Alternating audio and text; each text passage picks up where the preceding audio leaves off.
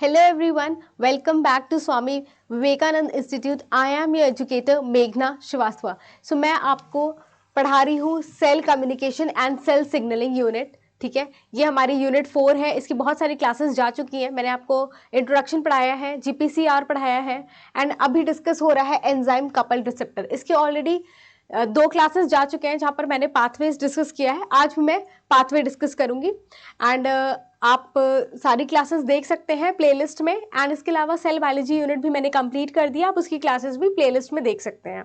So without any delay चलिए start करते हैं क्लास को. होप आप सब सही हैं.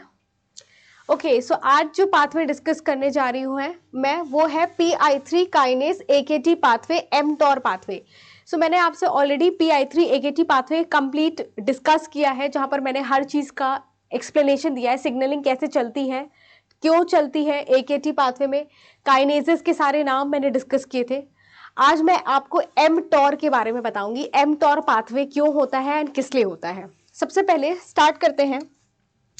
सो यहाँ पर आप देख सकते हैं कि mTOR के बारे में लिखा है कि the control of cell growth, जो सेल ग्रोथ का कंट्रोल है ये होता है PI3 काइनेज AKT पाथवे से. एंड ये होता है किससे, एक प्रोटीन काइनेज से जिसका नाम है टॉर.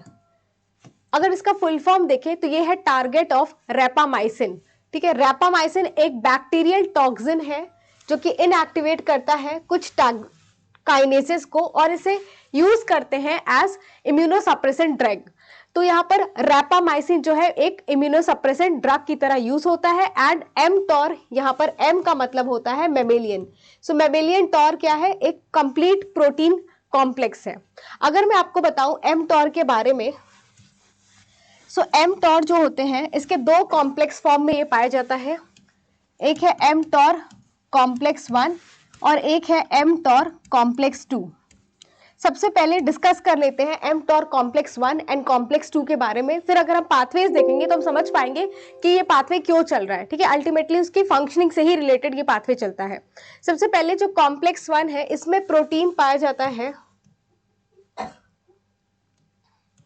सो mTOR कॉम्प्लेक्स 1 में जो प्रोटीन पाया जाता है ये प्रोटीन होता है प्रोटीन रैप्टर प्रोटीन पाया जाता है. सो mTOR कॉम्प्लेक्स 1 में रैप्टर प्रोटीन पाया जाता है एंड ये सेंसिटिव होता है, ये कॉम्प्लेक्स सेंसिटिव होता है to rapamycin, sensitive to rapamycin. So rapamycin drug के बारे में मैंने आपको बताया कि ये कैसा ड्रग है, टॉक्सिन है एंड इससे एक ड्रग बनाया जाता है जो कि इम्यूनोसप्रेसेंट या एंटी कैंसरस ड्रग है. सो सेंसिटिव टू रैपामाइसिन, ये जो कॉम्प्लेक्स होता है ये रैपामाइसिन के लिए क्या होता है, सेंसिटिव होता है. इसके अलावा देखा जाए तो ये सेल की ग्रोथ में पार्टिसिपेट करता है, स्टिमुलेट करता है सेल ग्रोथ, स्टिमुलेट करता है सेल ग्रोथ, सेल ग्रोथ को स्टिमुलेट करता है बाय प्रोटीन सिंथेसिस, प्रोटीन की सिंथेसिस करवा के या ट्रांसलेशन करवा के, प्रोटीन सिंथेसिस या फिर इसी को बोलते हैं ट्रांसलेशन, है ना.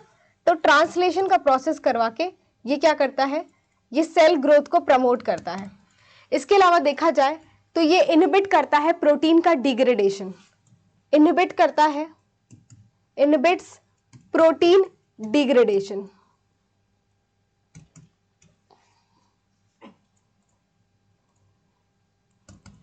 अब अगर हम कॉम्प्लेक्स 2 की बात करें, mTOR कॉम्प्लेक्स 2, तो ये mTOR कॉम्प्लेक्स 2 में प्रोटीन जो होता है वो होता है रिक्टर प्रोटीन, रिक्टर प्रोटीन होता है कॉम्प्लेक्स 2 में. इसके अलावा ये इनसेंसिटिव होता है रैपामाइसिन के लिए, इनसेंसिटिव होता है, इनसेंसिटिव टू रैपामाइसिन. और जब हम डिस्कस कर रहे थे PI3 AKT पाथवे तो हमने देखा था वहां पर mTOR कॉम्प्लेक्स 2 जो था वो काइनेज की तरह फंक्शन कर रहा था, काइनेज की तरह फॉस्फोरिलेशन काम कर रहा था. तो ये काम करता है AKT पाथवे में. ठीक है, PI3 AKT पाथवे में ये काम करता है. PI3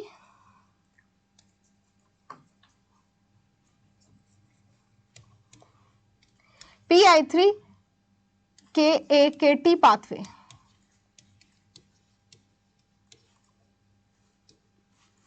एंड हेल्प करता है सेल के सर्वाइवल में. सेल के सर्वाइवल में। तो ये आपका mTOR कॉम्प्लेक्स 1 एंड कॉम्प्लेक्स 2 के बारे में यहां कुछ पॉइंट्स प्रेजेंट हैं। आगे चलते हैं। यहां पर आप देख सकते हो mTOR की पूरी कंप्लीट सिग्नलिंग दिखा रखी है। mTOR pathway is a central regulator of cell growth and couples the control of protein synthesis. मैंने आपको ऑलरेडी बताया कि mTOR क्या करता है, प्रोटीन सिंथेसिस में हेल्प करता है। एक फैक्टर होता है जिसका नाम है EIF4E। ये फैक्टर जो होता है ये आपका प्रोटीन सिंथेसिस में हेल्प करता है। ये जो है ये बाइंड करता है टू द, जब प्रोटीन सिंथेसिस या ट्रांसलेशन का प्रोसेस होता है तो ये जो फैक्टर है ये एक इनिशिएशन फैक्टर है, यूकैरियोटिक इनिशिएशन फैक्टर, जो कि प्रोटीन सिंथेसिस में हेल्प करते हैं। ये फैक्टर जो है बाइंड करता है 5 प्राइम कैप से ऑफ mRNA और प्रोटीन सिंथेसिस करवाते हैं। मैंने आपको बताया mTOR कॉम्प्लेक्स 1 क्या करता है, प्रोटीन सिंथेसिस करवाता है ना। mTOR कॉम्प्लेक्स 1 प्रोटीन सिंथेसिस या ट्रांसलेशन में हेल्प करता है। ये कैसे करता है, ये जो है mTOR कॉम्प्लेक्स 1, यहाँ पर EIF4E बाइंडिंग प्रोटीन प्रेजेंट होता है। EIF4E बाइंडिंग प्रोटीन, ये mTOR सिग्नलिंग के थ्रू इस EIF4E बाइंडिंग प्रोटीन को फॉस्फोरिलेट करा के इनएक्टिव कर देता है। ये इनएक्टिव हो जाएंगे। जब ये इनएक्टिव हो जाएंगे तो EIF4E जो है फ्री हो जाएगा, बिकॉज ये इनिशियली EIF4E को बाइंड करके रखे होते हैं और EIF4E जो है ट्रांसलेशन में पार्टिसिपेट नहीं करेगा। लेकिन जब mTOR कॉम्प्लेक्स 1 पाथवे चलेगा, mTOR कॉम्प्लेक्स 1 फॉस्फोरिलेट करता है EIF4E बाइंडिंग प्रोटीन को, जिससे EIF4E फ्री हो जाएगा और प्रोटीन सिंथेसिस का प्रोसेस कैरी आउट होगा। तो ये इसीलिए इंपॉर्टेंट है mTOR कॉम्प्लेक्स 1 एंड इस तरीके से ये प्रोटीन सिंथेसिस के प्रोसेस में हेल्प करता है। यहाँ पर मैंने इनएक्टिव लिखा है। अब अगर मैं आपको ये प्रोसेस समझाऊं तो यहाँ पर क्या हो रहा है, ये रेड लाइन जो है वो इनहिबिट को बता रहा है और ग्रीन लाइन यहाँ एक्टिवेशन को बता रहा है। सबसे पहले ग्रोथ फैक्टर्स जब आकर के बाइंड करते हैं, ग्रोथ फैक्टर्स हार्मोन्स आकर के बाइंड करेंगे अपने रिसेप्टर से, जो कि यहाँ पर इंसुलिन रिसेप्टर प्रेजेंट है।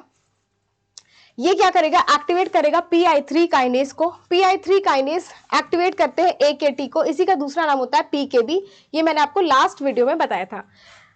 जब ये प्रेजेंट नहीं होता है, mTOR पाथवे जब नहीं चलेगा, mTOR प्रेजेंट नहीं होगा, तो जब mTOR प्रेजेंट नहीं होगा तो AKT इनहिबिट करके, AKT ये सब कुछ एब्सेंट होता है, ये सारा प्रोसेस एब्सेंट होता है। व्हेन mTOR इज प्रेजेंट, जब हमारा mTOR प्रेजेंट है, mTOR काम कर रहा है, तो यहाँ पर mTOR काम होगा तो एक सिग्नलिंग चलती है, जिससे क्या होता है PI3 काइनेज जो है एक्टिवेट होंगे, AKT एक्टिवेट होगा, AKT एक्टिवेट होगा और TSC1 एंड TSC2 जो कि यहाँ पर कंपोनेंट है, ट्यूबर स्क्लेरोसिस कंपोनेंट है ये, इसे क्या करता है, इनहिबिट करता है। ये जब इनहिबिट हो जाते हैं तो इनका इनहिबिशन रेब से हट जाता है। रेब नाम का एक प्रोटीन है यहाँ पर, जो कि GTP बाइंडिंग प्रोटीन है। ये इनएक्टिव फॉर्म में होता है जब TSC2 क्या होता है, जब AKT एक्टिवेटेड नहीं होता है। जब AKT एक्टिवेटेड है तो AKT इनहिबिट करता है, AKT का इनहिबिशन हट जाता है TSC1 से एंड ये इसका इनहिबिशन हट जाता है रेब से। ये रेब प्रोटीन फिर mTOR को एक्टिवेट करेगा और यहाँ पर प्रोटीन सिंथेसिस का प्रोसेस होगा और ये शो कर रहा है कि रैपामाइसिन से इनसेंसिटिव है एंड यहाँ पर दूसरे भी प्रोसेस होंगे जिससे क्या होगा, डिग्रेडेशन होगा। तो ये हमारा mTOR पाथवे काफी इंपॉर्टेंट है। इस तरीके से देखा जाए कि फैक्टर जो है वो फॉस्फोरिलेट करते हैं, एक्टिवेट करते हैं AKT को। एक बार AKT हमारा एक्टिवेट हो गया तो AKT क्या करता है, AKT इनहिबिट करता है TSC1 को, इनहिबिट करता है TSC1 को। TSC1 जैसे ही इनहिबिट होगा, एक्टिवेट होगा रेब, रेब हमारा एक्टिवेट होगा एंड यहाँ पर mTOR का एक्टिवेशन होगा और mTOR प्रोटीन सिंथेसिस कराएंगे। अगर मैं इसको और सिंप्लीफाइड वे में बना दूं तो सबसे पहले अगर आप देख सकते हैं कि ग्रोथ फैक्टर्स आए, ग्रोथ फैक्टर्स आएंगे, ग्रोथ फैक्टर्स बाइंड करेंगे रिसेप्टर से, यहाँ पर रिसेप्टर से ग्रोथ फैक्टर्स बाइंड करेंगे, रिसेप्टर एक्टिवेट होगा, रिसेप्टर यहाँ पर PI3 काइनेज पाथवे चलेगा, PI3 काइनेस एक्टिवेट होंगे और एक्टिवेट करेंगे AKT को। AKT को फॉस्फोरिलेट करके एक्टिवेट करेंगे। AKT एक्टिवेट होगा तो इनहिबिट करता है TSC1 को। ये इनहिबिट हो जाएगा तो एक्टिवेट होगा रेब। रेब यहां पर जैसे ही एक्टिवेट होगा mTOR को एक्टिवेट करेगा। रेब एक्टिवेट होगा और एक्टिवेट करेगा mTOR को कॉम्प्लेक्स 1 एंड mTOR कॉम्प्लेक्स 1 जो है ये प्रोटीन सिंथेसिस का प्रोसेस कैरी आउट करवाएंगे। तो इस तरीके से हमारे सेल ग्रोथ का फंक्शन कैरी आउट होगा बाय प्रोटीन सिंथेसिस। इस तरीके से हमारा पाथवे चलता है। ग्रोथ फैक्टर बाइंड करते हैं रिसेप्टर से, एक्टिवेट करते हैं PI3 काइनेज को। PI3 काइनेज फॉस्फोरिलेट करता है एंड एक्टिवेट करता है AKT को, जिसका दूसरा नाम PKB होता है। AKT एक्टिवेट होगा, इनहिबिट करेगा TSC2 को। आफ्टर इनहिबिशन इनका इनहिबिशन जो है रेब से हट जाएगा। जैसे ये इनिशियली रेब को इनहिबिट करके रखे होते हैं, लेकिन जब ये खुद इनहिबिट हो जाएंगे, TSC1 जब खुद इनहिबिट हो जाएंगे तो रेब एक्टिवेट हो जाएगा एंड रेब एक्टिवेट करेगा mTOR कॉम्प्लेक्स 1 को और इस तरीके से प्रोटीन सिंथेसिस का प्रोसेस कैरी आउट होगा। अगर मैं आपको बता रही थी TSC1 एंड TSC2 ये दो कंपोनेंट प्रोटीन है। ये है ट्यूबरस स्क्लेरोसिस प्रोटीन।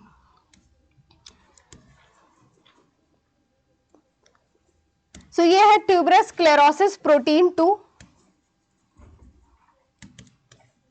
इसके दो कंपोनेंट TSC1 एंड TSC2। ये दो प्रोटीन है ट्यूबरस स्क्लेरोसिस प्रोटीन। इनके दो कंपोनेंट है TSC1 एंड TSC2। ये जो दो प्रोटीन्स है ये हेट्रोडाइमर है, TSC1 एंड TSC2। ये है ट्यूबरस स्क्लेरोसिस प्रोटीन 2। अगर इनमें म्यूटेशन हो जाएगा, अगर TSC1 TSC2 में किसी भी तरह का म्यूटेशन होगा, it will lead to a disease condition, जिसको बोलते हैं जिसको एक जेनेटिक प्रॉब्लम होती है, एक जेनेटिक डिजीज होती है ट्यूबरस स्क्लेरोसिस। ये ट्यूबरस स्क्लेरोसिस में क्या होता है, अगर ये म्यूटेट हो गया तो होगा ट्यूबरस स्क्लेरोसिस।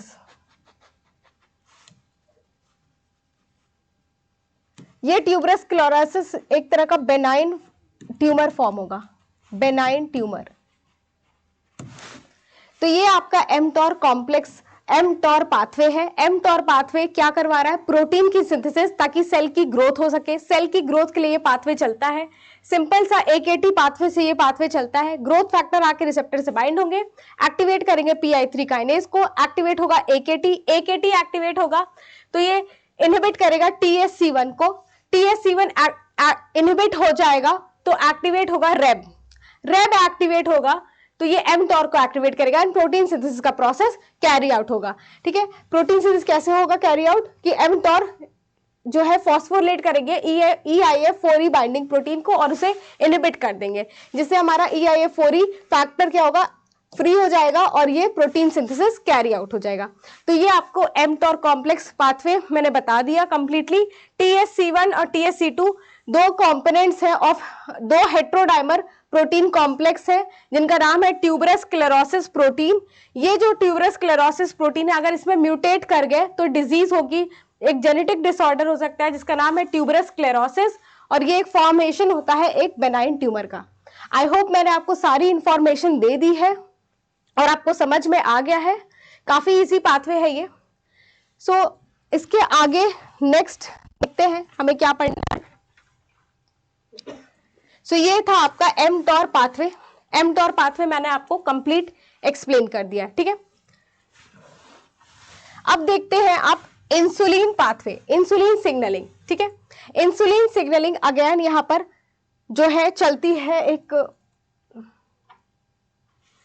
इंसुलिन के बारे में कुछ पॉइंट्स है। इंसुलिन आपका एनाबॉलिक पेप्टाइड प्रोटीन है जो कि बीटा सेल से बनता है ऑफ पैनक्रियास, और ये जो होते हैं ये एक्ट करते हैं अपने रिसेप्टर से बाइंड होकर। इनका जो रिसेप्टर है, रिसेप्टर इनका डाइमर फॉर्म में होता है और ये इनएक्टिव होता है, और जब ये एक्टिवेट होता है तो ये टेट्रामर हो जाता है। एक्टिवेट होगा तो क्या होगा, टेट्रामर फॉर्म में हो जाता है। रिसेप्टर यहां पर इंसुलिन का डाइमर फॉर्म में होता है, इनएक्टिव होता है, और टेट्रामर क्या होता है, एक्टिव होता है। ये क्या करते हैं, इंसुलिन का काम है कि ग्लूकोज का कन्वर्ट करवा के स्टोर करना ग्लाइकोजन में, इनका बेसिक काम है इन द लिवर सेल्स, ठीक है। तो इस तरीके से ये काम करते हैं। इसके अलावा ये स्केलेटल मसल और फैट में भी देखा गया है। और यहाँ पर जो ग्लूकोज का ट्रांसपोर्ट है वो ग्लूकोज का ट्रांसपोर्ट होता है through the translocation of GLUT4। ये पूरी कंप्लीट सिग्नलिंग हमें देखनी है। अगर इंसुलिन काम नहीं करेगा, इंसुलिन का फॉर्मेशन या सिंथेसिस नहीं होता है, नॉट सिंथेसाइज्ड, अगर इंसुलिन सिंथेसाइज नहीं होगा तो it can lead two diabetes type 1। Diabetes हो सकता है, डायबिटीज टाइप 1। लेकिन अगर नॉन इंसुलिन का रिसेप्टर नॉन फंक्शनल हो गया, non functional receptor, non functional insulin receptor, non functional insulin receptor से क्या होगा कि डायबिटीज टाइप 2। तो ये दो टाइप का डायबिटीज होता है, टाइप 1 एंड टाइप 2। सो इस तरीके से आप देख सकते हैं कि किस तरीके से इंसुलिन का यहाँ पर काम होता है। अब चलते हैं इंसुलिन पाथवे में। यहाँ पर स्ट्रक्चर दे रखा है इंसुलिन का। इंसुलिन में अमीनो एसिड चेन होते हैं, दो चेन होते हैं ए एंड बी। ये दो चेन का बना होता है। यहाँ आप देख सकते हैं कि डिफरेंट अमीनो एसिड्स जो है प्रेजेंट है इन बोथ द चेन। दो लॉन्ग अमीनो एसिड चेन के हैं। ए चेन में 21 अमीनो एसिड्स प्रेजेंट होते हैं एंड जो बी चेन हमारा है इसमें आपके 30 अमीनो एसिड्स प्रेजेंट होते हैं। यहां पर देखा जाए तो कुछ डाइसल्फाइड ब्रिजेस का फॉर्मेशन हो रहा है। सो यहां पर ए चेन में और बी चेन में कुछ डाइसल्फाइड ब्रिजेस का फॉर्मेशन हो रहा है, डाइसल्फाइड बॉन्ड्स का फॉर्मेशन हो रहा है। कहां पर हो रहा है, A10 और A11 के बीच में, A7 and B7, A7 B7, A10 A20 and B19 and A6 और A11।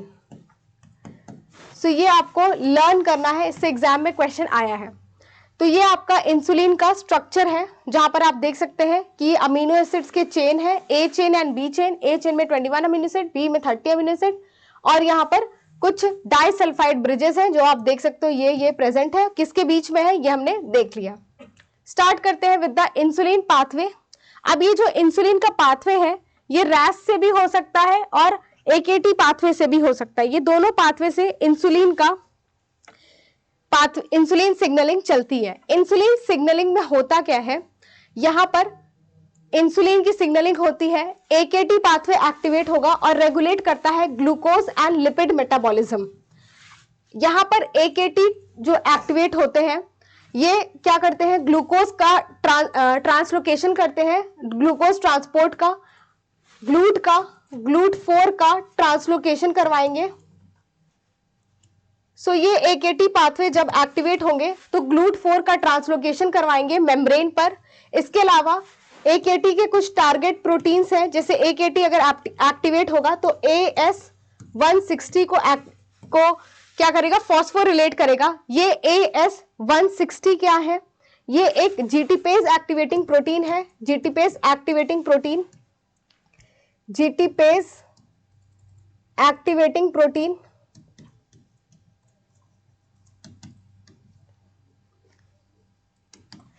AS160 एंड ये एक्टिवेट करते हैं। ये जब फॉस्फोरिलेट हो जाएंगे तो ये एक्टिवेट करते हैं रैब को। और ये रैब प्रोटीन क्या होता है, ये GTP बाइंड फॉर्म में मेम्ब्रेन की ट्रैफिकिंग करवाएगा। ये कैसे क्या होगा अभी देखते हैं।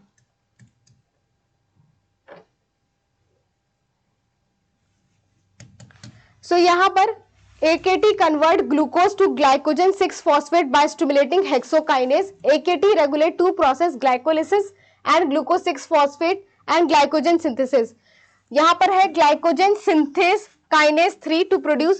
तो यहाँ पर कुछ काइनेजेस को इनहिबिट किया जाता है, कुछ को एक्टिवेट करते हैं जिससे हमारा क्या हो, ग्लूकोज का अपटेक हो सके, ग्लूकोज का कन्वर्जन ग्लाइकोजन में हो सके एंड फाइनली ग्लूकोज जो है वो ग्लाइकोजन जो है वो स्टोर हो सके, ट्रांसलोकेट हो सके, किससे? GLUT4 से। यही सिग्नलिंग यहाँ पर चलती है। अगर मैं सिग्नलिंग आपको दिखाऊं तो एक रफ डायग्राम यहाँ पर है, कैसे इंसुलिन आकर के अपने रिसेप्टर से बाइंड हो रहा है जो कि टेट्रामर फॉर्म में एक्टिव होता है। यहाँ पर PI3 काइनेज एक्टिवेट हो रहा है जो कि एक्टिवेट कर रहा है PDK1 को, और PDK1 एक्टिवेट करता है AKT को। ठीक है, ये पूरा पाथवे मैंने आपको एक्सप्लेन किया है। AKT क्या कर रहा है? इनहिबिट कर रहा है AS160 को, जो कि यहाँ पर गैप की तरह काम करता है। AKT जब AS160 क्या करता है? फॉस्फोरिलेट होने के बाद यहाँ पर रैप को एक्टिवेट करता है और ग्लूट का फॉर्म यहाँ पर अपटेक होता है। आप यहाँ से और इजीली समझ सकते हैं कि PDK1 जो है एक्टिवेट कर रहा है PKB या AKT को। AKT जो है ये इनहिबिट करते हैं फॉस्फोरिलेट करके GSK3 को, ग्लाइकोजन सिंथेज काइनेज 3 को, क्योंकि GSK3 जो है ये इनिशियली इनहिबिट करके रखा होता है GS को, जो कि है ग्लाइकोजन सिंथेज। ग्लाइकोजन सिंथेज का क्या काम है कि ग्लूकोज को कन्वर्ट करना ग्लाइकोजन में। ग्लूकोज का कन्वर्जन ग्लाइकोजन में होता है बाय ग्लाइकोजन सिंथेज। तो ये इनिशियली इनहिबिट करके रखा होता है। PKB या AKT एक्टिवेट होगा और इनहिबिट कर देगा फॉस्फोरिलेट करके GSK3 को। यहाँ पर AS160 पे फॉस्फोरिलेशन कर रहे हैं, जिससे क्या हो रहा है? ये हेल्प कर रहे हैं with the help of Rab protein membrane trafficking में, और ग्लूट को मेम्ब्रेन में भेजते हैं जिससे कि ग्लूकोज अंदर आ सके सेल के। ये सेल के बाहर आप देख सकते हैं ग्लूकोज प्रेजेंट है। ये GLUT4 जब बन जा रहा है, ये मेम्ब्रेन में जा रहा है और क्या कर रहा है? ग्लूकोज को ले आएगा, जिससे एक चैनल फॉर्म करेगा जिससे ग्लूकोज अंदर आ सके। GLUT4 क्या था? कैरियर प्रोटीन था। ये जाएगा मेम्ब्रेन में और ग्लूकोज को अंदर लेकर आएगा। अंदर यहाँ क्या प्रेजेंट है? Glycogen synthase. ये तुरंत ग्लूकोज को ग्लाइकोजन में कन्वर्ट करवा देंगे। तो मेन इंसुलिन सिग्नलिंग यहाँ पर इसीलिए चल रही है कि क्यों? कि ग्लूकोज को हम ग्लाइकोजन में कन्वर्ट करा सके। कुछ प्रोटीन्स इन्वॉल्व है जैसे AS160 जो कि AKT फॉस्फोरिलेट करता है। फॉस्फोरिलेट करने के बाद ये एक्टिवेट होगा और ये एक्टिवेट करता है किसे? ये एक्टिवेट करता है रैप प्रोटीन को, और ये रैप क्या करवाते हैं? Membrane trafficking.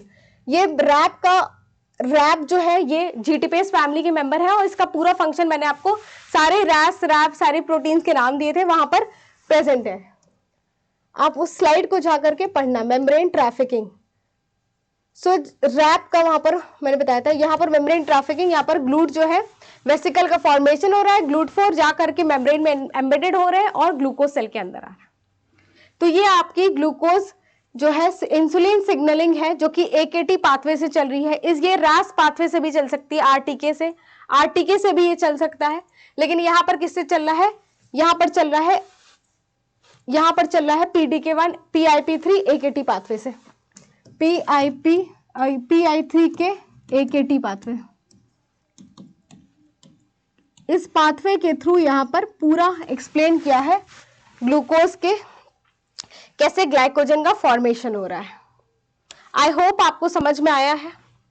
कुछ चीजें मैं फिर से बता दे रही हूँ। AS160 यहाँ पर GTPase एक्टिवेटिंग प्रोटीन है,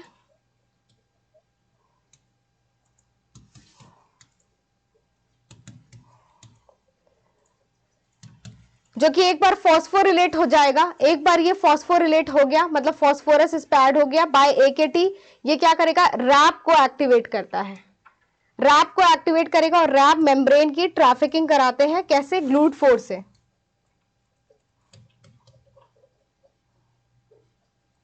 और ये लिपिड मेटाबॉलिज्म में भी काम करता है। लिपिड के भी कुछ प्रोटीन्स को ये हेल्प करता है, जिससे क्या हो? लिपिड मेटाबॉलिज्म में भी काम करता है। सो ये आपका है ग्लूकोज सिंथेसिस। सो ये आपकी ग्लूकोज इंसुलिन सिग्नलिंग है AKT पाथवे से, एंड यहां पर भी वो पूरा एक्सप्लेन किया है, ठीक है, पूरा डायग्राम। बट ये थोड़ा और अच्छा डायग्राम है, एंड यहाँ पर आपको सारे प्रोसेस दिखाए हैं कि क्या अपटेक होगा और क्या नहीं होगा, क्या इनहिबिट होगा, क्या एक्टिवेट होगा। सो ये था इंसुलिन के बारे में सारी इंफॉर्मेशन।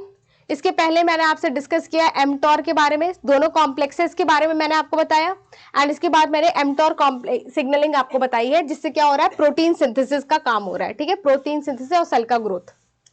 इंसुलिन में क्या हो रहा है, इंसुलिन में ग्लूकोज का अपटेक होता है जिससे ग्लाइकोजन में स्टोर्ड हो सके। कहाँ होता है ये होता है यूजुअली लिवर में होता है, इसके अलावा स्केलेटल मसल और फैट्स में, ठीक है। यहाँ पर इंसुलिन का डायग्राम है जहां पर आप देख सकते हैं 2 अमीनो एसिड चेन का है, एंड यहाँ पर इंसुलिन सिग्नलिंग मैंने डिस्कस किया कि कौन कैसे एक्टिवेट होगा और कौन इनहिबिट होगा। तो यहाँ पर कंप्लीट एक्टिवेशन एंड सारा फंक्शन एक्सप्लेन्ड है। जिसको नहीं पता है मैं बता दूं, GLUT4 आपका कैरियर प्रोटीन है, इसके बारे में मैंने सेल बायोलॉजी में डिस्कस किया था। ये मेम्ब्रेन में प्रेजेंट होते हैं और फैसिलिटेटेड डिफ्यूजन में हेल्प करते हैं, जिससे ग्लूकोज सेल के अंदर आता है, ग्लूकोज के इंपोर्ट के लिए हेल्प करते हैं। अब ये जो स्लाइड है ये आपको 5 parallel intracellular signalling pathway activated by GPCR, RTKs और बोथ। जीपीसीआर और आरटीके ये दोनों मिलकर जिन पाथवेज को एक्टिवेट करते हैं, ये सारे पाथवेज यहाँ पर मेंशन्ड है।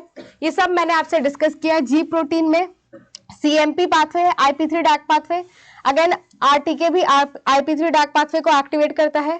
साथ में यहाँ पर रैस पाथवे की बात की गई है, आरटीके यहाँ पर है PI3 kinase pathway.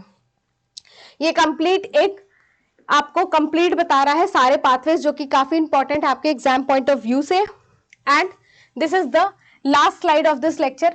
Next lecture में मैं स्टार्ट करूंगी tyrosine kinase associated receptor, and यहां पर आपका एंजाइम लिंक्ड रिसेप्टर का आरटीके वाला पार्ट कंप्लीट होता है।